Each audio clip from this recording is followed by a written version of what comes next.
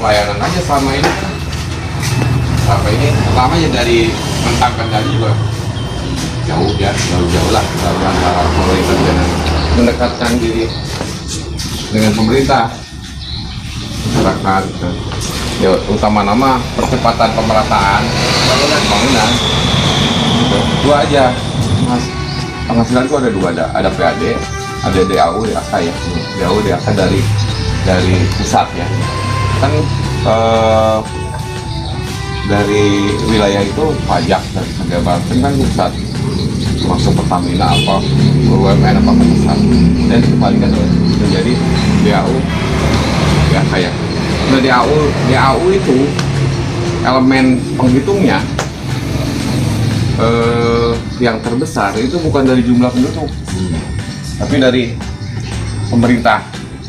Jadi logikanya mungkin kalau misalnya ini duit 1 juta, sekarang 1 juta, bersumber 500.000-nya dari pusat, ya 500.000-nya dari pusat. Nah ketika misah tidak 500.000, jadi 800.000 jadi 500.000-nya ya, itu kan saya berbicara lamun separuh-separuh kan. Iya. Nah, si 1 juta kan berarti kan ada sumber nih. Jadi ada yang dari misalnya DAU, DAK, ada dari Dekon, bukan dari provinsi. Kan kalau misalnya Anda kan sarwa kayak gitu, kan sumber PAD di kita apa? Mumpuni enggak gitu, yang Cikampek. Apalagi berdasarkan tidak serta-merta misalnya, nggak mungkin lah ketika ini di-split, nggak mungkin rata, betul. Kita berbicara nggak rata misalnya, kan pasti lebih banyak ke yang lebih dominan ke yang kabupaten yang sudah lama. Iya, tapi DAU-nya nambah. Itu nanti mana? Begitu di Kementerian Keuangan tuh begitu. Jadi seperti begini, di Jawa Timur itu penduduknya 38 juta. Jawa Timur 38 juta. Jumlah kabupaten kotanya 37. Itu kalau DAU-DAK-nya dirata-ratakan penduduk itu mereka dapat 1.200.000 provinsinya, satu provinsi itu. Kalau di Jawa Barat dengan jumlah penduduk 49 juta dengan jumlah kabupaten kotanya cuma 27, itu rata-rata kita cuma dapat 600.000.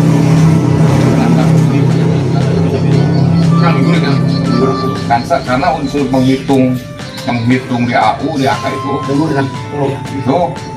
bukan dari jumlah penduduk, tapi dari jumlah pemerintahan kabupaten kotanya. Gitu. Jadi Jawa Barat ini mengalami ketidakadilan dalam arti yang ditorkan ke pusat itu terbesar, tapi pengembaliannya kecil pengembalian dari pusat itu karena jumlah kabupaten kotanya sedikit.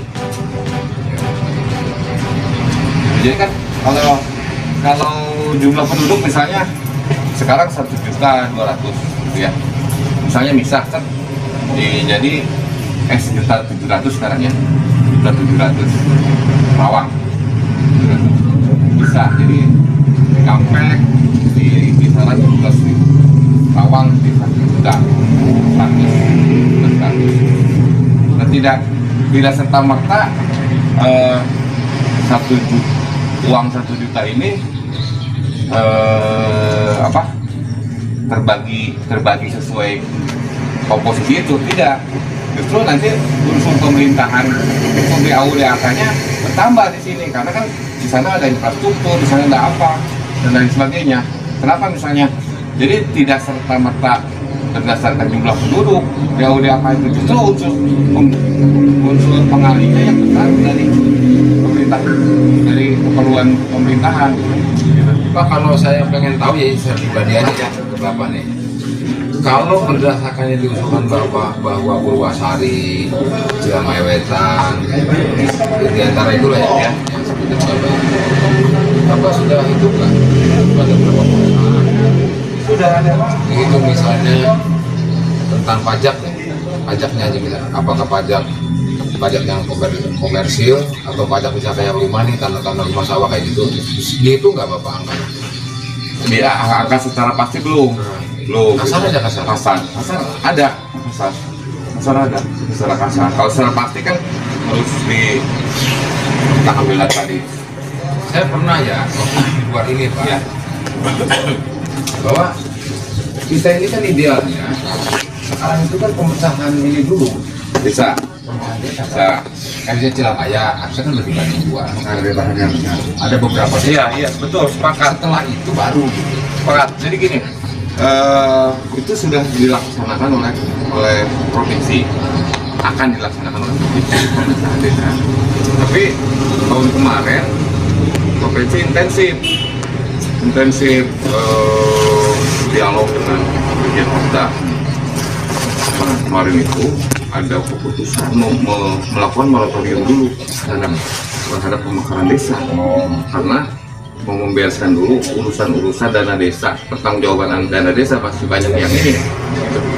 Memang itu jadi program juga provinsi gitu kan, gitu. Memang betul gitu. Itu buat Jawa Barat sangat urgent gitu, pemekaran desa. Tapi di sana di Dirjen Oda masih di moratorium itu aslinya. Maka satu nanti dulu sebelum urusan beberapa urusan dana desa terselesaikan. Dan teman-teman itu memang pengennya itu terlepas dari apa gimana Pak ya. Saya nggak ini, tapi saya jujur Pak, ketika saya ke Jawa, Karawang itu tidak mudah dikenal. Terminal itu Cikampek Pak. Pertama Cikampek itu terminal, kedua stasiun besar gitu. Tapi teman-teman pengennya kan itu, pengennya Karawang Timur, Kabupaten ini Karawang Timur. Dengan apa namanya? Cikampek itu kota apa Kota.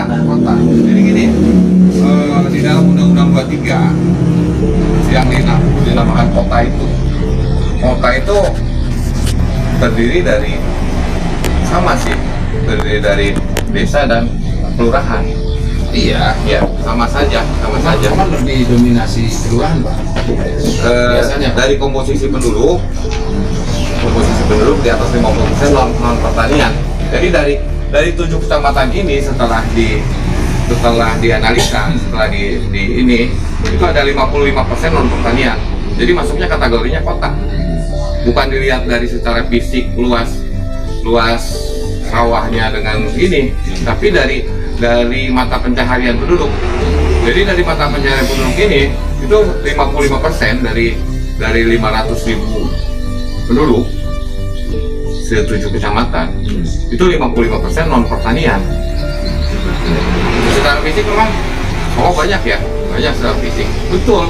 Tapi kan sawah luas, tapi kan itu cuma mewakili 2 orang yang punya aja sama penggarap, dua orang yang bermata pencaharian. Tapi pabrik segede gini nih mewakilinya kan berapa orang? 100 orang 200 orang kan gitu kan, seperti gitulah. Makanya kenapa ketika dihitung itu masuknya kota gitu.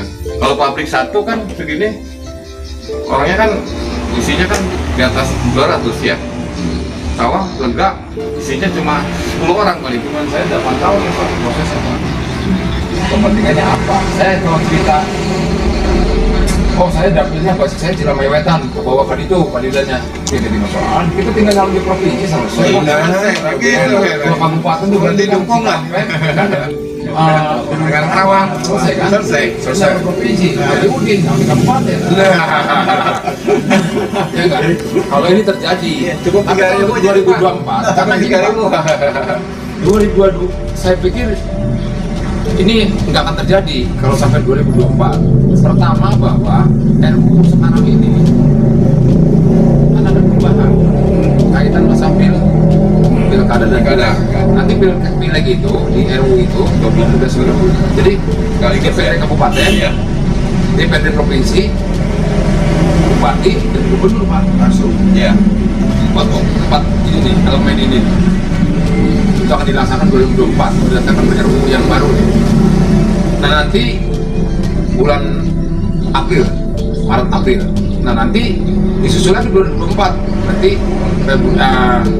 September Oktober November Pilpres DPD dan DPR RI. Iya. Jadi artinya kalau 2024 sangat tidak mungkin tuh. Iya. Jadi kalau dari kita ya, kalau dari kita sih kalau pas jadinya 10 tahun berarti itu proses ya. Tapi kita by step aja. Harusnya seperti itu kan. Misalnya itu kan tahapannya begini. Tahapannya kan nanti ada persetujuan bupati dan DPRD. Setelah itu dibawa ke provinsi. Nanti persetujuan gubernur dan DPRD provinsi. Nah itu nanti kan dilemparnya ke pusat. Nah layak atau tidak itu yang menentukan pusat. Sebetulnya bukan kewajiban DPR, kewajiban pemerintah kabupaten, itu administratif. Sifatnya administratif itu begini. Persyaratannya apa? Persyaratannya itu telah dilaksanakan musyawarah desa. Kan gitu. Nah itu.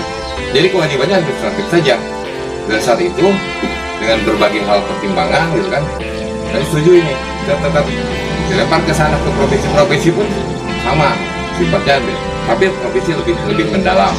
Tapi sifatnya kan usulan calon daerah pemerintah kabupaten udah Pak? Apa? Udah. Ya ini sekarang ini. Jadi maksud saya gini, Pak Budi, kalau misalnya sepakat dengan itu, kalau saya mengusulkan gitu kan, itu masuk dulu dalam RPJMD. Oh, gitu. Masuk dulu dalam RPJMD kan. Di sana ada, saya perhatikan RPJMD itu ada yang kurang. Ada yang kurang itu kan harus ada sinkronisasi antara RPJMD kabupaten dengan RJBP dengan RPJMD provinsi. Nah yang kurang itu di dalam hal penataan daerah, di dalam RPJMD yang sedang dibuat oleh Bapeda yang masih dibuat ya, masih dibuat. Itu ada poin masuk di situ, terutama di poin penataan birokrasi itu bisa masuk di dalam situ penataan daerah. Penataan daerah itu bawahnya pembentukan calon daerah persiapan kota Cikampek. Iya, gitu ya. Gitu. RPJMD. Karena ini juga Pak, yang